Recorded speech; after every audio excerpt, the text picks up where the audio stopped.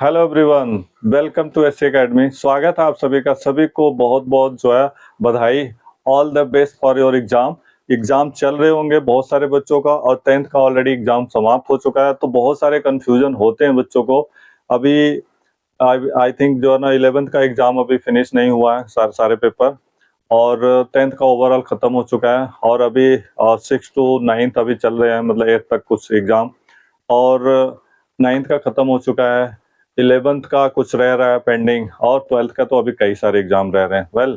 तो आज 10th के लिए स्पेशली आप लोग सोच रहे होंगे कि सर कुछ नया चीज लेके आए होंगे, या वही पहले का जो है एकेडमिक क्लासेस का, जैसे कि usually science, math, English, grammar वगैरह सर करवाते रहते हैं।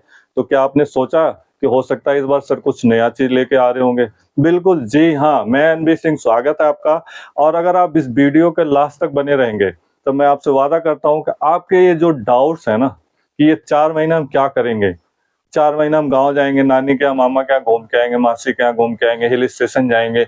नहीं बच्चों, प्यारे बच्चों, मैं आपसे यही कहना चाह रहा हूँ, यही समझाने का प्रयास कर रहा हूँ कि जो बच्चे अगर डेडिकेट करके अब चाहते हैं कुछ स्ट्रीम लेना, कुछ अच्छा करना चाहते हैं, तो उनको कहीं भी घूमने फिरने के लिए 2-4 दिन, हफ्ता दिन, 1 वीक, 10 दिन, ओवरऑल 15 दिन, इससे ज्यादा नहीं करना चाहिए टाइम वेस्ट। अगर आप जाते हो घूमने फिरने, तो क्या आपको 2-3-4 घंटा नहीं मिलेगा? मिलेगा, जरूर मिलेगा। उन 2-3-4 घंटे में भी जो है ना, आप अपनी स्टडी, आगे की प्रिपरेशन, फर्दर एजुकेशन के लिए करते रहोगे। ठीक है, तो इन्हीं सब चीजों के लिए मैं बहुत सारी चीजें लेके आया हूँ। ठीक है, तो वीडियो के अंत तक नो स्किप और नो डिस्टरबेंस। अगर हेडफोन है, बड्स है, ईयरबड्स, लीड है, तो उसे प्लीज लगा के सुनिए, पूरे ध्यान से सुनना। बहुत ही खास होने वाला है ये। आई होप कि ये आपके लिए टर्निंग पॉइंट होने वाला है। तो मैं एनबी सिंह, वंस अगेन स्वागत है आप सभी का। सभी को बहुत बहुत जो ना बधाई, ऑल द बेस्ट पहले से ही एडवांस में। आई होप कि आपने जो भी किया है अच्छा किया, और अच्छा रिजल्ट भी आएगा। थिंक पॉजिटिव और गो अहेड, कभी भी रुकने का नाम नहीं होता, जिंदगी यही है। ठीक है, जिंदगी की गाड़ी हमेशा चलती रहना चाहिए। जिस दिन गाड़ी रुक गई तो ओवरऑल आपको पता ही है, काम तमाम हो जाता है। तो इसलिए गाड़ी को चलते देना है।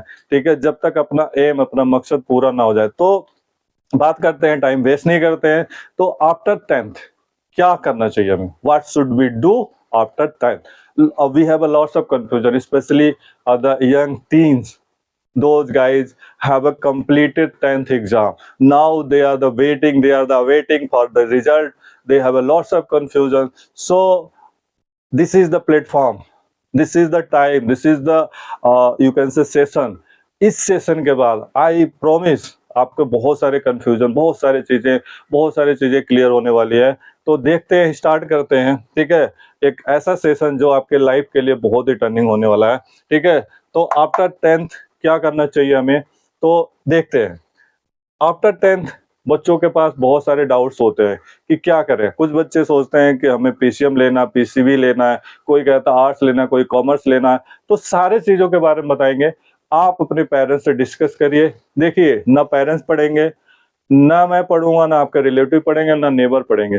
कहने वाले तो कहते ही रहते हैं।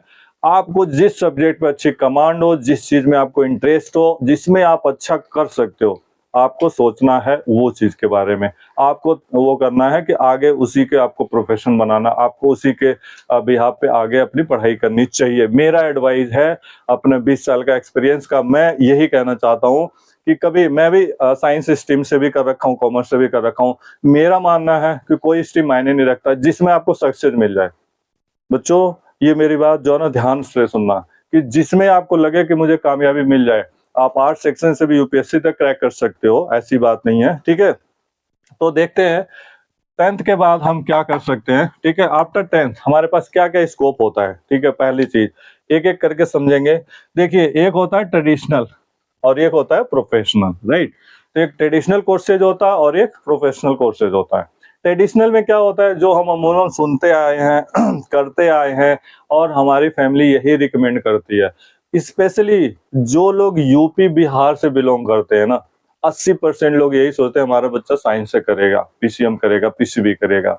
लेकिन क्या आगे चल के स्कोप है? ठीक है, इसके बारे में आप देखिए। ठीक है, तो +10 के बाद जो है ना एक ट्रेडिशनल कोर्स हो गया और एक आपका प्रोफेशनल कोर्स हो गया, राइट। ट्रेडिशनल कोर्स में क्या क्या आ जाते हैं? ट्रेडिशनल कोर्स में आते हैं बच्चों, आर्ट्स होता है जिसे ह्यूमैनिटी कहते हैं, राइट, कॉमर्स होता है और साइंस होता है, राइट। ये 3 सेक्शन जो होते हैं ये आपके, ठीक है, राइट। तो ये 3 चीजें होती हैं, यानी 3 आपके पास जो है ना ट्रेडिशनल कोर्सेज में ऑप्शन है कि आप ह्यूमैनिटी ले सकते हो, आर्ट्स, ठीक है, आप कॉमर्स ले सकते हो, कॉमर्स फील्ड में जा सकते हो, आप साइंस स्ट्रीम ले सकते हो, ठीक है। अब बात करते हैं एक एक के बारे में अच्छे से। ह्यूमैनिटी जो आर्ट्स होता है इसमें क्या होता है, एक आपको लैंग्वेज इंग्लिश कंपलसरी होता ही है, एटलीस्ट जिनके 10th में अच्छा स्कोर नहीं होता, गवर्नमेंट स्कूल उनको संस्कृत भी आजकल प्रोवाइड कर रही है। इन माई जोन, मेरे क्षेत्र में बहुत सारे बच्चों के साथ ऐसा हुआ है जिनको कहा जाता था बच्चों 10th में 9th में इंग्लिश सही कर लो, तो वो बच्चे जो है ना जैसे एग्जाम खत्म होता गायब हो जाते हैं, ना ग्रामर ही करेंगे, ना इंग्लिश कम्युनिकेशन की स्किल्स अच्छा करेंगे, रीडिंग सेक्शन अच्छा नहीं करेंगे, तो दिक्कत तो होगी होगी, ठीक है। और इंग्लिश का डर हमेशा बना रहता है, राइट। तो ये एक तो इंग्लिश होता है और एक हिंदी, यानी 2 लैंग्वेज तो होता है आर्ट्स में, बाकी मर्जी है, डिपेंड करता है स्कूल पे भी, राइट। बाकी जो इसके जो मेन सब्जेक्ट होते हैं, एक होता है पॉलिटिकल, जिसे हम कहते हैं राजनीतिक विज्ञान या पॉलिटी कहते हैं, ठीक है। दूसरा होता है आपका हिस्ट्री, ठीक है, ये कंपलसरी होता है हिस्ट्री और पॉलिटी। इसके बाद आपके पास ऑप्शन है इकोनॉमिक्स ले सकते हैं। अब मेरा मानना है तो आर्ट्स विद इको होना चाहिए, क्यों? अगर किसी भी कॉम्पिटिटिव एग्जाम में आप जाते हो, चाहे वो आर्मी का हो, फोर्सेज का हो, बैंक का हो, तो इकोनॉमिक्स से क्वेश्चन हमेशा आता है, ठीक है। तो इकोनॉमिक्स एक बहुत ही इंपॉर्टेंट पार्ट है, इवन कि being my point of view, ठीक है, मेरा ये मानना है कि इकोनॉमिक्स पढ़ने से आपको ये भी होता है पर्सनल लाइफ में हमें मैनेज करना आ जाता फाइनेंशियल, ठीक है, राइट।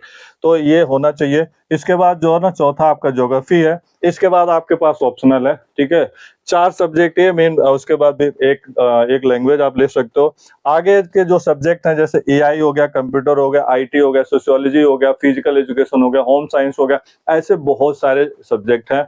ये डिपेंड करता है अलग अलग स्कूल और जोन के अकॉर्डिंग, प्राइवेट और गवर्नमेंट स्कूल, ठीक है, सेंट्रल स्कूल, कौन सा स्कूल है उस पर डिपेंड करता है, राइट।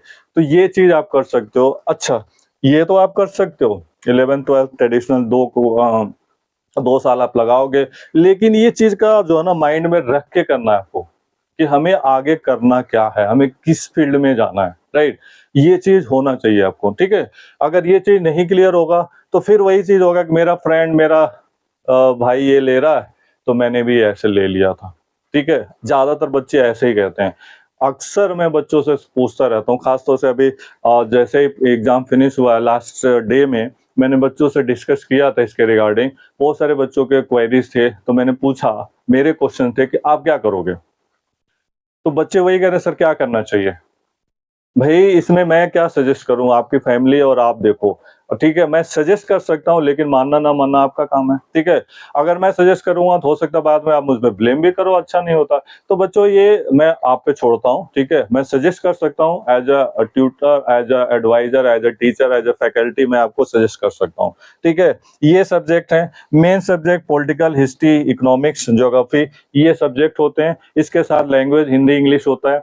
और उसके बाद जो ना जो एडिशनल सब्जेक्ट होते हैं, होम साइंस होता है, फिजिकल एजुकेशन होता है, एआई होता है, कंप्यूटर होता है, आईटी होता है, अलग अलग सब्जेक्ट जो है ना अलग अलग अकॉर्डिंग स्कूल पे डिपेंड करता है, इवनिंग मॉर्निंग अलग अलग, ठीक है। एक आर्ट स्ट्रीम या ह्यूमैनिटी हो गया, ठीक है। अब बात करते हैं कॉमर्स स्ट्रीम का। आजकल दिल्ली एनसीआर में जो हम लोगों का एरिया इस टाइम है, मैं कहता हूँ यहाँ पे क्रेज है कॉमर्स का, क्रेज। 80% अच्छे बच्चे जो अच्छा स्कोर करते हैं वो कॉमर्स फील्ड में जाते हैं, क्योंकि उनको लगता है कि इस फील्ड में जो है ना ज्यादा वो है, ठीक है, ज्यादा एक तरह से कह सकते हैं सक्सेस मिल जाता है, ज्यादा जो है ना चांसेस है जॉब के लिए, सेटल होने के। चाहे अगर गवर्नमेंट सेक्टर में नहीं जाते हैं तो भी, अगर सीए नहीं बनते हैं तो भी हमारे पास फाइनेंशियल में बहुत सारे जॉब के अपॉर्चुनिटीज होते हैं, ठीक है। तो इसमें क्या क्या बन जाता है, तो एक तो आपका सब्जेक्ट होता है अकाउंट होता है, राइट। अकाउंट्स कॉमर्स फील्ड का, तो अकाउंट्स तो आपको चाहिए, डेटर क्रेटर आपको करना ही करना है, ठीक है। दूसरा आता है बीएसटी, बिजनेस स्टडीज, क्योंकि आप कॉमर्स फील्ड का है तो बिजनेस का है तो बीएसटी होना चाहिए। उसके बाद इकोनॉमिक्स, ठीक है। ये 3 तो कंपलसरी होते ही हैं कॉमर्स फील्ड में, ठीक है। इसके बाद आपके पास ऑप्शन है मैथ आपको लेना है, ठीक है। इंग्लिश भी आपका जो ना मैंडेटरी ही होगा, ठीक है। तो ये जो ना 4 सब्जेक्ट आपका तो हो गया कंपलसरी, मैंडेटरी जिसे हम कह सकते हैं। अकाउंट्स हो गया, इकोनॉमिक्स हो गया, बीएसटी यानी बिजनेस स्टडीज हो गया और इंग्लिश, 4 हो गया एक विद वन लैंग्वेज। अब आपके पास ऑप्शन है, कुछ बच्चे जो ना विद कॉमर्स लेते हैं और विदाउट कॉमर्स लेते हैं। अगर विद कॉमर्स लोगे तो ये मैथ को इंक्लूड करोगे, विदाउट लोगे तो मैथ को इंक्लूड नहीं करोगे। ठीक, बहुत सारे बच्चे मैथ से डर लगता है, उनको लगता है कि 10th अब खत्म हो गया, अब मैथ से छुटकारा मिल गया, तो अब दोबारा हमें मैथ नहीं करनी है, तो वो लोग मैथ नहीं लेंगे। आई श्योर कि अगर ले लेंगे तो दिक्कत होगी, क्योंकि 10th में एक ही बुक है एनसीईआरटी मैथ की, लेकिन 11th में भी एक ही है, लेकिन 12th में 2 बुक हो जाएगी, एडवांस मैथ होती है। ठीक है, मैं आपको डरा नहीं रहा हूँ, बस जस्ट एज एडवाइस कर रहा हूँ, वार्न नहीं कर रहा हूँ। ठीक है, उसके बाद बाकी ऑप्शनल होता है, एडिशनल, लाइक आईटी है आपके पास, कंप्यूटर है, एआई है, फिजिकल एजुकेशन है, होम साइंस है, एटसेट्रा एटसेट्रा। ठीक है, डिपेंड करता है आपके स्कूल और उस पर। ठीक है, बात करते हैं जो मोस्ट एक्सपेंसिव जो ना स्ट्रीम है। ठीक है, जो ज्यादा महंगी स्ट्रीम है। ठीक है, इवन कि यूपी बिहार के लोग तो इसे अफोर्ड कर लेते हैं, क्योंकि वहां पे एक तरह से देखा जाए तो थोड़ा सा सस्ता पड़ जाता है ट्यूशंस वगैरह। लेकिन जब दिल्ली एनसीआर की बात करते हैं, दिल्ली सिटी की बात करते हैं, थोड़ा ये महंगा, फिजिक्स केमिस्ट्री खासतौर से बच्चों को बहुत पजल भी करता है। एनसीईआरटी सिलेबस के अकॉर्डिंग 10th क्लास के सिलेबस तक जो है ना बहुत ज्यादा कुछ नहीं होता, जैसे 11th 12th में जाते हैं तो हमारे पास बहुत सारा एक्सपेंडेड हो जाता है। ठीक है, अब साइंस में हमारे पास 2 ऑप्शन होता है, एक होता है पीसीएम और दूसरा होता है पीसीबी, और किसी किसी स्कूल में पीसीएमबी भी मिल जाता है, यानी फिजिक्स केमिस्ट्री मैथ के साथ बायो भी मिल जाता है। बहुत सारे प्राइवेट स्कूल आजकल दे देते हैं। ठीक है, तो जो पीसीएम भी होता है, या सॉरी पीसीएम होता है, उसमें क्या होता है, फिजिक्स मैंडेटरी है, P for physics, C for chemistry और एम फॉर मैथ। यानी जितने इंजीनियरिंग के छात्र या जिन्होंने सोचा है कि मुझे इंजीनियरिंग फील्ड में जाना है, आईआईटी करना है, जेई करना है, एटसेट्रा एडवांस, ठीक है, तो इनके लिए 3 तो कंपलसरी है ही है, यही आगे चल के भी चलेगा आपका। ठीक है, उसके बाद एक इंग्लिश रहेगा, एक लैंग्वेज तो रहता ही रहता, चलेगा ही आपका। ठीक है, और उसके बाद का जो है ना आपका बायो मिल जाता तो ठीक है, कंप्यूटर आईटी मिल सकता है, आगे डिपेंड करता है स्कूल पे। ठीक है, क्या क्या सब्जेक्ट अवेलेबल है, एडिशनल में मिल जाएगा आपको। ठीक है, ये हो गया क्लियर। ठीक है, तो ये हो गया पीसीएम। अब बात करते हैं पीसीबी। ठीक है, इसमें मैथ नहीं होता, पीसीबी फिजिक्स केमिस्ट्री बायो। ठीक है, तो फिजिक्स तो रहेगा मैंडेटरी है, केमिस्ट्री है, बायो, ये 3 तो रहेगा, इंग्लिश आ गया 4, ये 4 आपके हो गए मेन। और इसके बाद एडिशनल में आ जाएगा कंप्यूटर आईटी, ठीक है, फिजिकल एजुकेशन, एआई और बहुत सारे और सब्जेक्ट अवेलेबल हैं। ठीक है, टोपोग्राफी, टाइपोग्राफी सॉरी, ठीक है, इस टाइप के बहुत सारे सब्जेक्ट हैं, डिपेंड करता है स्कूल पे और जोन और एटसेट्रा। ठीक है, तो ये आपका ट्रेडिशनल कोर्स हो गया। ठीक है, क्लियर हो गया। अब बात करते हैं प्रोफेशनल कोर्स। ठीक है, जिन्हें हम डिप्लोमा या आईटीआई, अब आप सोचोगे आईआईटी नहीं है बच्चों, ये ध्यान रखना, आईटीआई है, इंडस्ट्रियल ट्रेनिंग इंस्टीट्यूट, आईआईटी नहीं है। ठीक है, आईआईटी ये वाले बच्चे करते हैं जो पीसीएम वाले होते हैं, राइट। तो फिजिक्स केमिस्ट्री मैथ तो होना ही चाहिए 12th में, तो वही बच्चे आईआईटी के जेई के लिए करेंगे। ठीक है, अब बात करते हैं प्रोफेशनल। अब बहुत सारे बच्चों को ऐसा लगता है कि ये 2 साल का हम ऐसे करेंगे, फिर 3 साल का फिर ट्रेडिशनल कोर्स में हम चले जाते हैं। आर्ट्स वाले क्या करते हैं, बीए ऑनर्स या किसी सब्जेक्ट से ऑनर्स। कॉमर्स वाले क्या करते हैं, बीकॉम या बीकॉम ऑनर्स। ठीक है, साइंस वाले क्या कहते हैं, बीएससी या बीएससी ऑनर्स। ठीक है, या किसी सब्जेक्ट से ऑनर्स। लेकिन क्या इसमें स्कोप है, ये तो सारे ट्रेडिशनल हो गए, डिग्री कोर्सेज हो गया, हमने डिग्री ले लिया, लेकिन क्या हमारे पास आगे, वो आगे नेक्स्ट वीडियो में मैं बताऊंगा कि एक हमारे लाइफ में क्या आता है, ऐसे क्वेश्चन बन जाता है कि अब क्या, चलो 10वीं कर लिया, अब आगे 10वीं तक बच्चा क्या करता है उमर, 10वीं तक तो यही होता है कि जैसे सपोज 6 है, 7 पढ़ लिया हमने, 7 के बाद 8 पढ़ लिया, 8 के बाद 9 पढ़ लिया, 9 के बाद 10 पढ़, तब तक कोई नहीं। लेकिन अब क्वेश्चन मार्क आ गया कि अब क्या करें, वहां पे हमारे पास कंफ्यूजन हो गया, क्योंकि जाहिर सी बात है 6 के बाद 7 जो मेन सब्जेक्ट है वही पढ़ेंगे, 7 के बाद 8 वही सब्जेक्ट पढ़ेंगे, 8 के बाद 9 वही पढ़ेंगे, और 9 के बाद 10th भी वही पढ़ना है। लगभग आधा दर्जन सब्जेक्ट हम पढ़ते ही रहते हैं 10वीं तक। अब आगे क्या है, क्वेश्चन मार्क आ गया।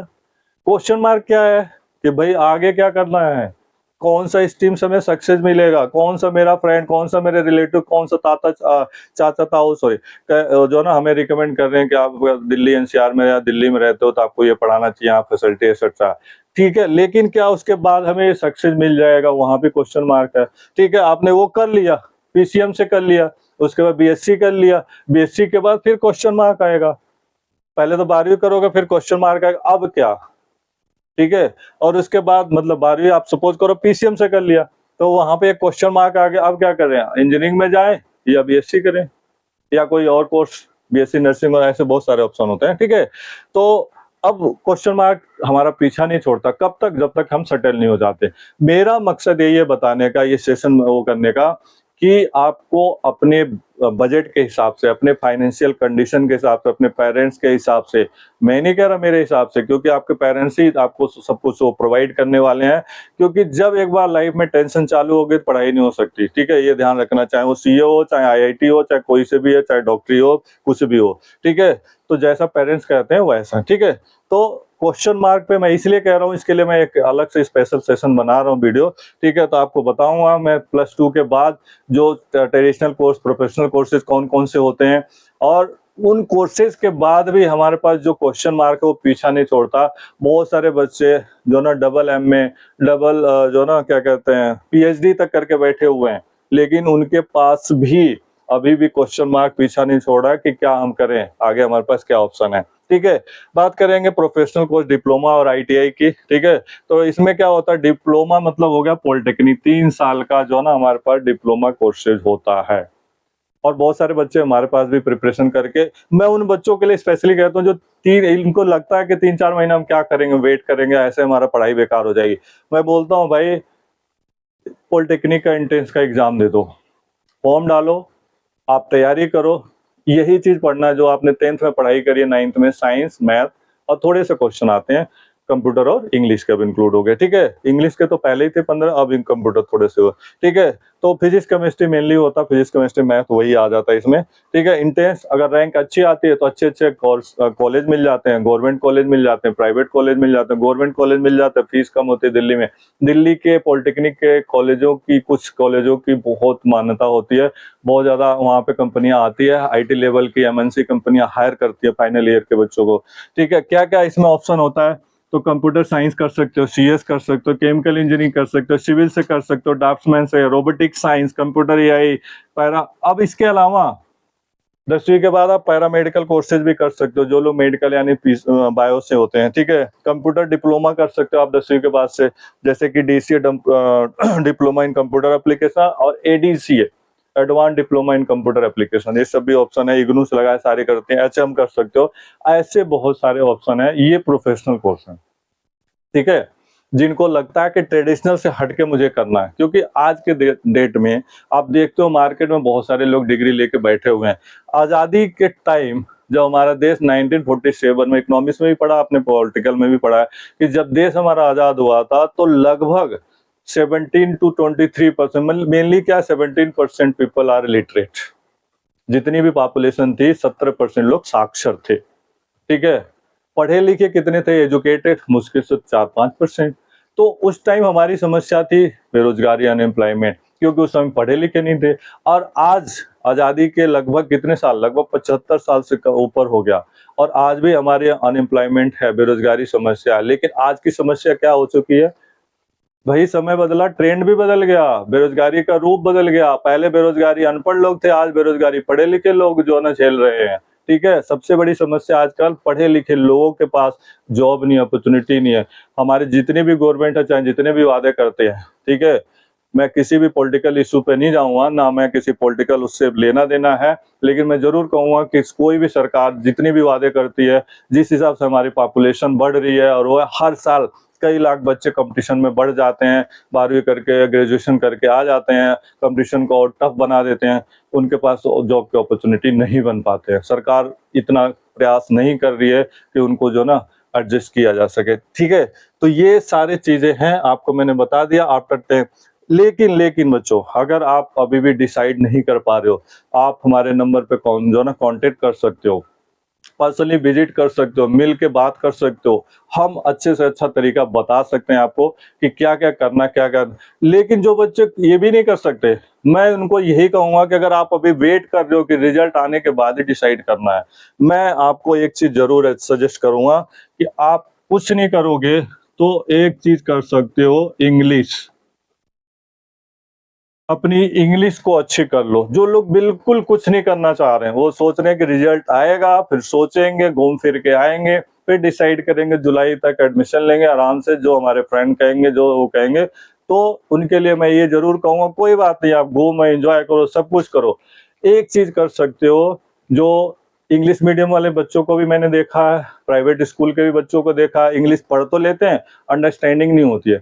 रीडिंग सेक्शन जो पहला ही सेक्शन होता है, उसमें सभी लोग को दिक्कत होना शुरू हो जाती है, चाहे वो 11th के हो, 12th के हो, 10th के हो, 9th के हो। तो आप अपनी इंग्लिश अच्छी कर सकते हो इस छुट्टियों में, इस जो है ना, जो समर वेकेशन में, जब तक आप जो ना रिजल्ट का वेट कर रहे हो, आपको करना यही चाहिए, आप ज्यादा से ज्यादा फोकस करो अपनी इंग्लिश। अगर कुछ नहीं कर रहे हो, इंग्लिश की पढ़ाई करो, इंग्लिश कम्युनिकेशन अच्छी करो, इंग्लिश की ग्रामर अच्छी करो, वोकैबुलरी अच्छी करो। ज्यादा अच्छा कर लोगे, आपको ये लगेगा, आपने देखा इंग्लिश हर जगह है। ये डिप्लोमा कोर्स करोगे, उसमें भी सीटी रहेगा, ठीक है, कम्युनिकेशन टेक्नोलॉजी, सॉरी, ठीक है, इसमें भी इंग्लिश है, इसमें भी इंग्लिश है, इसमें भी है, सब में इंग्लिश है।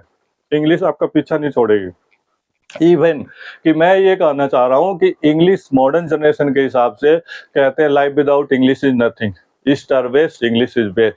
मैं भी इंडियन हूँ, ठीक है, आप बुरा मत मानना, मैं भी इंडियन हूँ, मातृभाषा है, मदर टंग है। लेकिन अकॉर्डिंग टू जनरेशन, एमएनसी कंपनियों का जॉब को देखते हुए, प्लेटफॉर्म जो हमें सेटअप करना है हर चीज का, जो ना इंग्लिश में ही है, तो हमें इंग्लिश पे इम्पोर्टेंस देना पड़ेगा, ठीक है। ऐसा कुछ इसमें नहीं है कि मैं देशद्रोही हूँ, ऐसा कुछ नहीं है, क्योंकि मैं भी ही जो ना इंडिया का हूँ, इंडियन मेरा बर्थ है, सब कुछ है, मैं भी मातृभाषा ही बोलता हूँ। लेकिन क्योंकि समय के हिसाब से, जो कि आज के डेट में इंग्लिश के बगैर कुछ हो नहीं सकता, मेरा ये मानना है, बाकी आपकी जो भी इच्छा हो, ठीक है। मैं ये कहना चाहूंगा, सजेस्ट करना चाहूंगा। और जिन्होंने फाइनली कर लिया कि मुझे कॉमर्स फील्ड जाना है, मुझे सीए करना है, सीएस करना है, तो क्यों देर कर रहे हो आप लोग, ज्वाइन करो जल्दी से जल्दी। आप अपने जो ना कॉमर्स फील्ड का जो मेन चीज है ना, क्योंकि आपके लिए अकाउंट्स एक नया चीज है, अकाउंट सीखो, आप जो है ना बीएसटी सीखो, इकोनॉमिक्स सीखो। अगर मैथ भी लेना है तो मैथ भी करो, क्योंकि मैथ एडवांस हो जाती है। अभी तक आपने ट्रिग्नोमेट्री जो 10th तक करी हो, कुछ भी नहीं है बच्चों। फिर मैं डरा नहीं रहा हूँ, आप ये कहोगे डरा नहीं रहा हूँ, कुछ भी नहीं है, लेकिन अब एडवांस होना शुरू हो जाएगा। आप इन पे फोकस करो। आपको साइंस लेना है तो आप इन पे फोकस करो, अपने सब्जेक्ट लो और अपनी तैयारी शुरू कर दो, ठीक है। और आपको पीसीबी लेना है तो आप उस पर फोकस करो, और आपको ह्यूमैनिटी लेना है तो आप इस पे फोकस करो, और आपको डिप्लोमा लेना है तो आप फटाफट फॉर्म डालो और अपनी तैयारी में लग जाओ। जून में पेपर हो जाता है, एंट्रेंस क्लियर होने के बाद, रैंक अच्छा आने के बाद देख लेना, अगर अच्छा आ गया, ठीक है। आई होप कि अगर आपने वीडियो को स्किप नहीं किया होगा, सेशन को पूरा देखा होगा, तो बहुत सारी चीजें क्लियर हो गई होंगी। तो मैं आपसे वादा करता हूं कि नेक्स्ट वीडियो में, नेक्स्ट सेशन में आपको +2 के बाद क्या क्या करना है, कैसे करना है, ये सजेस्ट करना है। और आप वीडियो को अगर पूरा अंत तक देखे हैं तो बहुत सारी चीजें क्लियर हो गई होगी। अपने फ्रेंड सर्कल को, अपने पेरेंट्स को, मैं पेरेंट्स से भी हाथ जोड़ के विनती करता हूँ कि बच्चों से एक्सपेक्टेशन बढ़ाइए मत। क्योंकि आज के डेट में क्या है, लालच इतनी होती है कि हमारा बच्चा अगर 80% ले आया, तब भी यार 80% तो कुछ है नहीं। आज के उनका बेटा तो 90+ लेके आया। तो मैं यही बोलूंगा, मैं अपने बेटे से भी यही कहता हूँ, बेटा कोई भी स्ट्रीम लो, आप जिसमें अच्छा कर सकते हो। प्लस दूसरी चीज क्या, एक्सपेक्टेशन से नहीं, आपको जो ना नॉलेज चाहिए, डिग्री से मतलब नहीं है, ठीक है। तो मैं यही कहूंगा कि पेरेंट्स से हाथ जोड़ के गुजारिश है कि बच्चों से आप जो ना इतना ज्यादा वो मत करिए, प्रेशर मत क्रिएट करिए, प्रेशर मत दीजिए उनको, फ्री माइंड वो करिए, उनसे कंसल्ट करिए, बात करिए, क्योंकि वो टीन्स एज में है और टीन्स में काफी कंफ्यूजन होती है। उनसे बात करिए किस में वो अच्छा कर सकते हैं। आई होप कि यही बच्चा आपके बुढ़ापे का सहारा बनेगा, यही बच्चा आपके जो ना प्राउड फील करेगा, यही बच्चा एक दिन ऐसा करेगा कि आप सीना तान के अपने गली मोहल्ले, पड़ोस में, नेबर में, रिलेटिव में, हर जगह आप कह सकते हो कि यस, हमारा बेटा अच्छा है, सक्सेस है और अच्छा किया है, ठीक है, बेकार नकारा ऐसे घूम नहीं रहा, ठीक है। तो आई होप आप सभी को सलूट है, पेरेंट्स को आप बुरा मत मानना, लेकिन आप जरूर ध्यान देना, ठीक है। बच्चों लग जाओ अपना डिसाइड करके। और वीडियो को देखने के लिए थैंक यू सो मच। अगर आपने सब्सक्राइब नहीं किया, चैनल को जरूर सब्सक्राइब कर दे और वीडियो को लाइक कर दे, शेयर कर दे। Thank you so much.